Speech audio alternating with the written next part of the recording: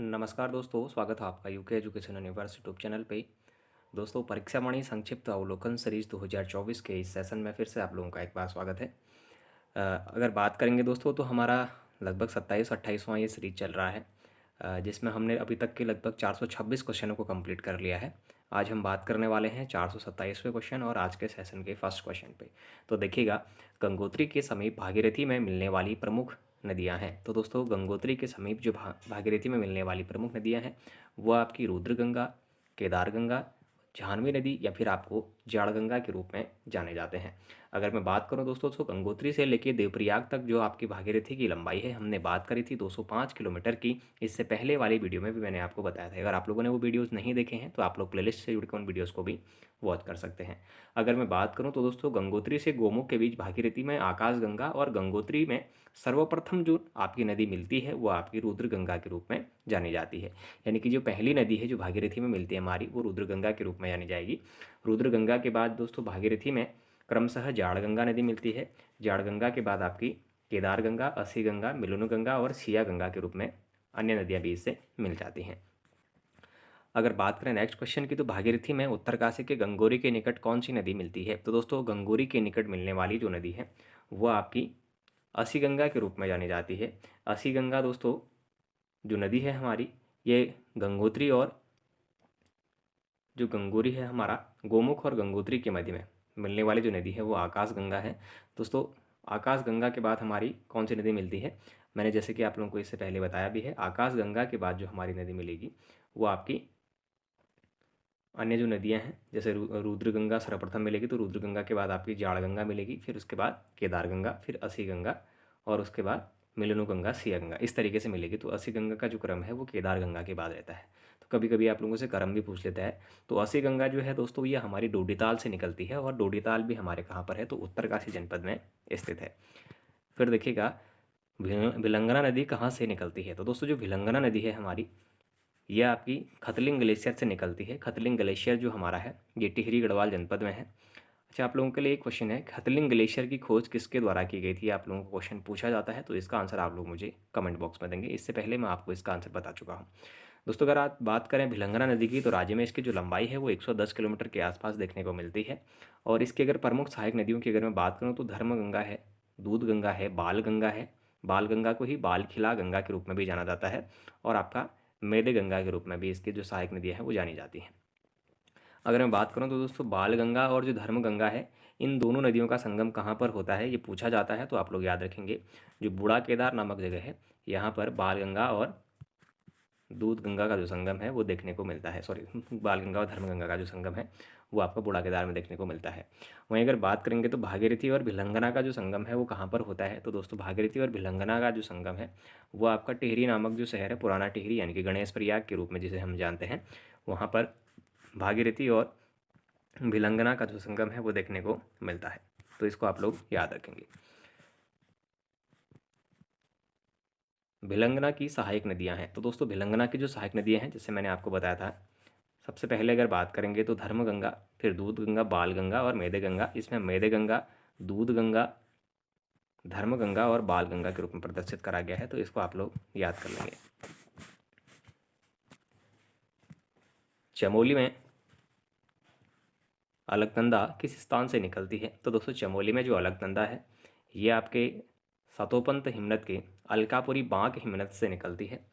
तो कहीं ना कहीं अलकनंदा का जो प्रवाह है वो आपके अलकापुरी बांक हिमनद के सतोपंत नामक ताल से निकलने की बात बताई जाती है, जिसका दूसरा नाम भी आप लोगों से कभी कभी पूछ लिया जाता है। तो दोस्तों, अलकनंदा का जो दूसरा नाम है वो आपका विष्णु गंगा के रूप में इसको जाना जाता है। इसको आप लोग जरूर याद रखेंगे।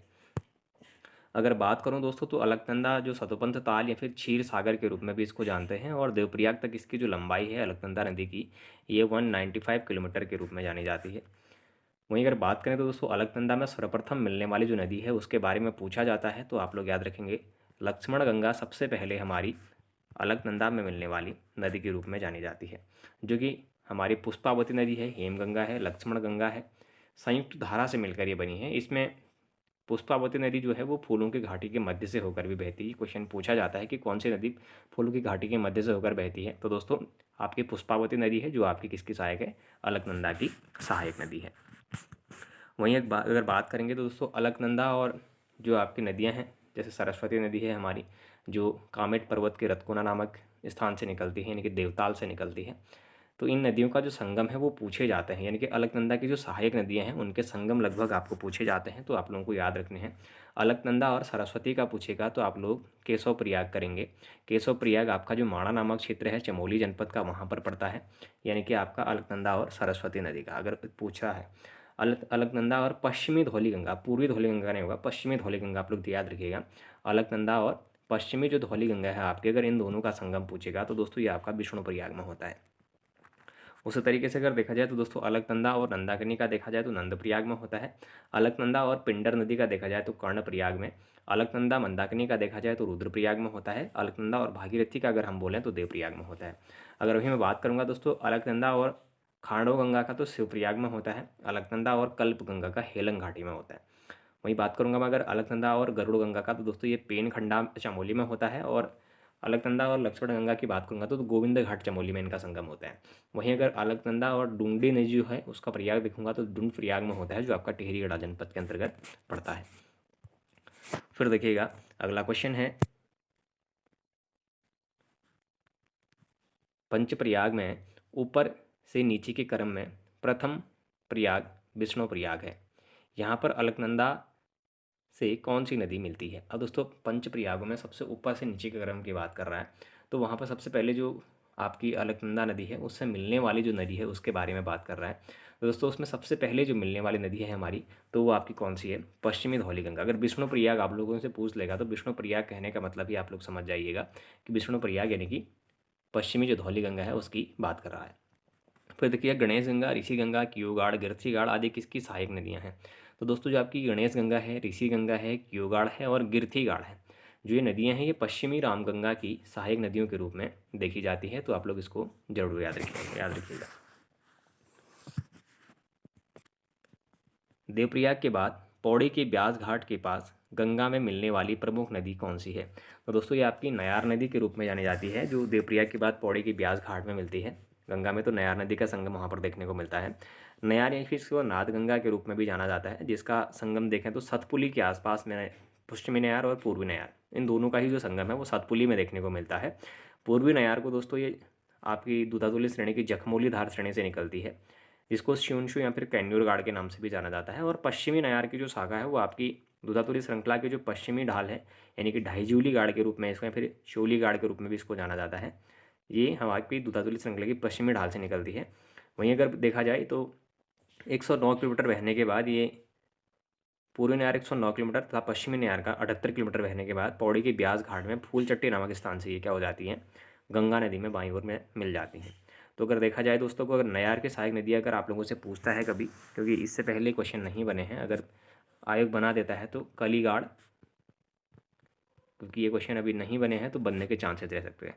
कलीगाड़, डाबरीगाड़, कलीगाड़ और डाबरीगाड़ ये किसके सहायक नदियाँ हैं अगर पूछा जाता है। और गड्डगीगाड़, गड्डगीगाड़ भी एक आप लोग याद रखिएगा। कलीगाड़ हो गया, डाबरीगाड़ और गड्डगीगाड़ अगर किसके सहायक नदियाँ हैं अगर पूछा जाता है तो ये आपकी नयार की सहायक नदियाँ हैं। अब अगर बात करेंगे अगले क्वेश्चन की तो देखिएगा,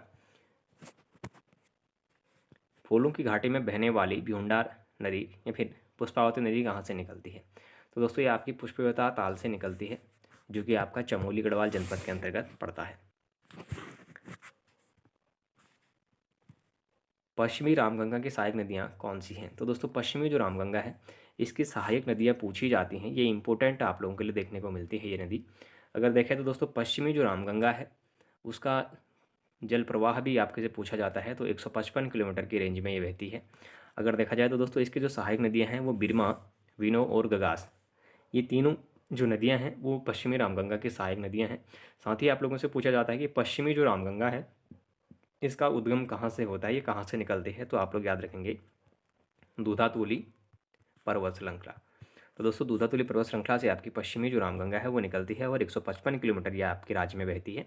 साथ ही इसकी जो सहायक नदियाँ हैं वो बिरमा, बिनो और गगास के रूप में जानी जाती है। अच्छा दोस्तों दूधातुली पर्वत श्रृंखला से निकलने वाली जो पाँचों नदियाँ हैं वो आप लोग मुझे कमेंट बॉक्स में लिख के बताएंगे।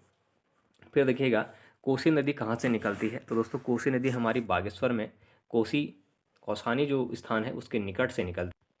अगर कौसानी की बात करूँ मैं तो दोस्तों कौसानी आप लोगों ने देखा होगा, इसे भारत का स्विट्ज़रलैंड के रूप में भी गांधी जी के द्वारा बताया गया था।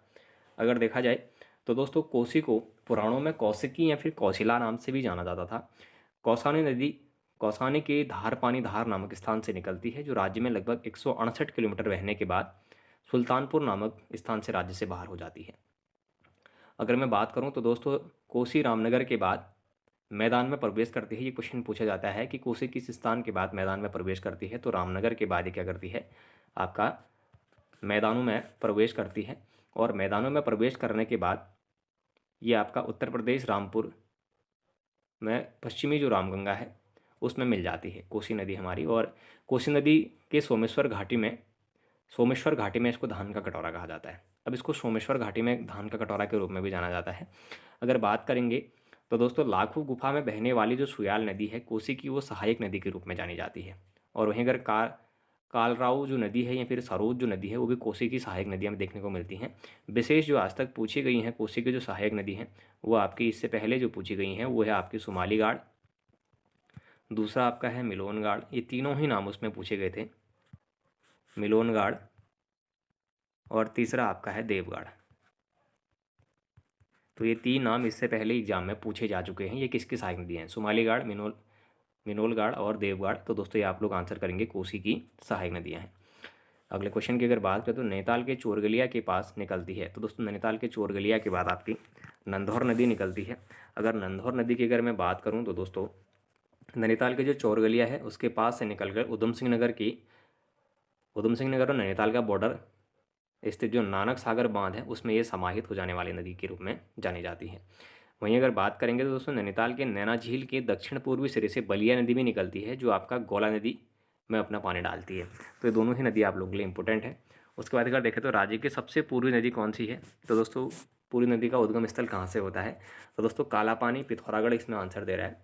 कालापानी पिथौरागढ़ जब आपके पास आंसर में हो तभी आप लोग उसको कालापानी या फिर पिथौरागढ़ आंसर करेंगे, नहीं तो कभी कभी आयोग मिलम ग्लेशियर भी उसको करता है, तो आप लोग मिलम ग्लेशियर को ही आंसर करेंगे, क्योंकि इससे पहले जो आयोग का आंसर है वो मिलम को माना गया है। अगर हम देखें तो वैसे कालीकालीन जो नदी है वो जैक्सर श्रेणी की पूर्वी ढाल लिपुलेख के पास जो काला पानी या फिर ब्यास आश्रम है वहाँ से निकलती है, ऐसा माना जाता है। अगर काली की कुल लंबाई अगर बात करें तो दोस्तों 252 किलोमीटर देखने को मिलती है राज्य के अंदर। काली नदी में जो काकागिरी पर्वत के समांतर बहती है, तो भारत और नेपाल की सीमा बनाते हुए ये चलती है। इसकी अगर प्रमुख सहायक नदी की बात करेंगे तो कुठियांगटी जो नदी है, जैसे थुमका है, समचुगना है, ये इसकी प्रमुख सहायक नदियों के रूप में जानी जाती हैं। अच्छा, काली नदियों के भी कुछ संगम है दोस्तों। संगम की बात अगर हम करें तो काली और पूर्वी धौलीगंगा का जो संगम है वो खेला नामक गाँव में होता है, जो आपका पिथौरागढ़ जनपद में पड़ता है। खेला नामक जगह में आपका पूर्वी धौलीगंगा और काली का संगम होता है। काली नदी और गौरीगंगा का संगम जौलजीबी पे होता है, जहाँ पर प्रसिद्ध जौलजीबी मेला भी आपका लगता है। अभी 14 नवंबर से जौलजीबी मेला भी वहाँ पर शुरू किया जाएगा। और उसके बाद अगर बात करें तो काली और सरयू नदी का संगम आपका पंचेश्वर चंपावत में होता है। वहीं काली नदी और लोहावती नदी यानी कि लोहाघाट से जो लोहावती नदी निकलती है, गढ़मुक्तेश्वर चंपावत नामक जगह पर उनका भी संगम देखने को मिलता है। काली नदी और लधिया नदी जो लास्ट में आपकी काली में सबसे अंत में मिलने वाली जो नदी है उसके बारे में बात कर रहा हूँ मैं। काली और लधिया नदी आपका चूका नामक जगह में मिलती है, जो कि आपका चंपावत जनपद के अंतर्गत पड़ता है। तो देखिएगा काली से भी रिलेटेड हमने कुछ बातें की। अब उसके बाद काली की प्रमुख सहायक नदियाँ कौन सी हैं, तो दोस्तों काली की प्रमुख जो सहायक नदी है वो कुठियांगटी प्रथम है, धौली गंगा पूर्वी, गौरी गंगा, सरयू और लधिया इसमें अंतिम रूप से मिलने वाली नदियों के रूप में जानी जाती है, जो कि चूका नामक जगह पर काली नदी से मिलती है, चंपावत नामक जगह में। फिर देखिएगा कुटियांगटी की प्रमुख सहायक नदी कौन सी है, तो दोस्तों कुटियांगटी की जो प्रमुख सहायक नदी है वो संगचुमना है और निरकुट है, और थुमका नामक जो नदियाँ हैं ये कुटियांगटी की प्रमुख सहायक नदियों के रूप में जानी जाती हैं। फिर देखिएगा लिस्सर दारमा, नांदारमा, सोलियांगटी, कंचुचित आदि किसकी सहायक नदियां हैं, तो दोस्तों आपका लिस्सर दारमा है, नांदारमा है, सोलियांगटी है और कंचुतिच जो नदियां हैं ये आपकी पूर्वी जो धौली गंगा है, पूर्वी धौली गंगा की ये सहायक नदी है। यानी कि पूर्वी धौली गंगा की अगर मैं बात करूं तो ये पिथौरागढ़ जनपद में बहती है। अगर बात करेंगे गोरी नदी कहाँ से निकलती है, तो दोस्तों जो गोरी नदी है ये आपकी मिलम ग्लेशियर से निकलती है। गोरी नदी और काली नदी का जो संगम है वो कहाँ पर होता है, तो मैंने आपको बताया है ये आपके जौलजीबी नामक स्थान पर होता है, जो कि पिथौरागढ़ जनपद के अंतर्गत पड़ता है। फिर अगर बात करेंगे सरयू व कालिका संगम कहाँ पर होता है? तो दोस्तों सरयू और कालिका संगम हमारा पंचेश्वर नामक जगह में होता है। पंचेश्वर बांध का निर्माण अभी किया जाना है, जिसकी जो क्षमता है वो 5040 मेगावाट के आसपास देखने को मिल रही है। ये उसके बाद एशिया का सबसे बड़ा बांध बन जाएगा, ऐसा देखने को मिल रहा है। अगर देखेंगे तो दोस्तों रामेश्वर के पास सरयू में कौन सी नदी मिलती है? तो दोस्तों रामेश्वर के पास सरयू में आपकी पूर्वी जो रामगंगा है, ये पूर्वी रामगंगा नदी निकली मिलेगी। पूर्वी रामगंगा की अगर मैं बात करूँ तो दोस्तों पूर्वी रामगंगा की जो आपके लंबाई है या फिर ये कहाँ से निकलती है, तो सबसे पहले तो आपको याद रखना है ये आपका नामी ग्लेशियर से निकलती है। जो पूर्वी रामगंगा है ये नामी ग्लेशियर से निकलेगी, और नामी ग्लेशियर से निकलने के बाद ये आगे जब बढ़ती है तो इसकी जो मेन जो सहायक नदियाँ हैं वो जैसे कालापानी गाढ़ है, भुजपत्री गाढ़ है, बेरल गाढ़ है, गरगतिया गाढ़ है, ये इसकी सहायक नदियों के रूप में भी देखने को मिलती हैं। अगला क्वेश्चन देखिएगा, पूर्वी रामगंगा का उद्गम स्थल है, तो दोस्तों ये आपका नामी हिमनद के रूप में जाना जाता है। वहीं कालापानी गाढ़, भुजपत्री गाढ़, बेरल गाढ़, गरगतिया गाढ़ आदि किसकी सहायक नदियाँ हैं? तो ये आपकी पूर्वी रामगंगा की सहायक नदियों के रूप में देखने को मिलती हैं। गोमती, पनार, पूर्वी रामगंगा किसकी सहायक नदियाँ हैं? तो दोस्तों गोमती है, पनार है और पूर्वी जो रामगंगा है ये आपकी सरयू की सहायक नदियों के रूप में देखने को मिलती है। अच्छा दोस्तों, सरयू नदी कहाँ से निकलती है? तो दोस्तों ये आपकी सरमूल झंडी नामक जगह से निकलती है। सरमूल के पास जो झंडी नामक जगह है बागेश्वर में, लगभग 146 किलोमीटर बहने के बाद ये राज्य में पंचेश्वर में जो काली नदी है उसमें समाहित हो जाती है। और सरयू नदी बैजनाथ तीर्थ से होकर पिथौरागढ़, अल्मोड़ा और चंपा, जो पिथौरागढ़, अल्मोड़ा और पिथौरागढ़ चंपावत जिलों के बीच का जो बॉर्डर है उसको भी बनाने का कार्य करती है। अगर बात करें तो दोस्तों रामचरितमानस में सरयू नदी को मानस नंदनी के रूप में भी जाना जाता था, जिसे उस समय के लिए सरजू या फिर सरभू के रूप में जाना जाता था। तो आप लोग इसको भी जरूर याद रखेंगे। फिर अगर बात करें दोस्तों काली नदी में मिलने वाली राज्य की अंतिम नदी कौन सी है? तो दोस्तों काली नदी में मिलने वाली राज्य की जो अंतिम नदी है वो आपकी लधिया नदी के रूप में जानी जाती है। और लधिया नदी किस जगह पर अगर काली नदी में मिलती है? तो दोस्तों चूका नामक जगह में मिलती है। चूका नामक जगह कहाँ पर है? तो दोस्तों चूका नामक जगह ये आपका चंपावत जनपद में पड़ता है, और चंपावत जनपद में चूका नदी का जो संगम है वो काली नदी में हो जाता है। तो दोस्तों आज का सेशन यहीं पर ख़त्म होता है। फिर बात करेंगे नदी तंत्र पर अन्य एक और टॉपिक पे या फिर किसी दूसरे दिन। तो दोस्तों यदि अगर आप लोगों को ये सेशन अच्छा लग रहा हो तो आप लोग चैनल को जरूर सब्सक्राइब करें, अपने दोस्तों के साथ चैनल को जरूर शेयर करें, बाकी लाइक करें, कमेंट करें और बने रहिएगा UK education universe YouTube channel के साथ। धन्यवाद।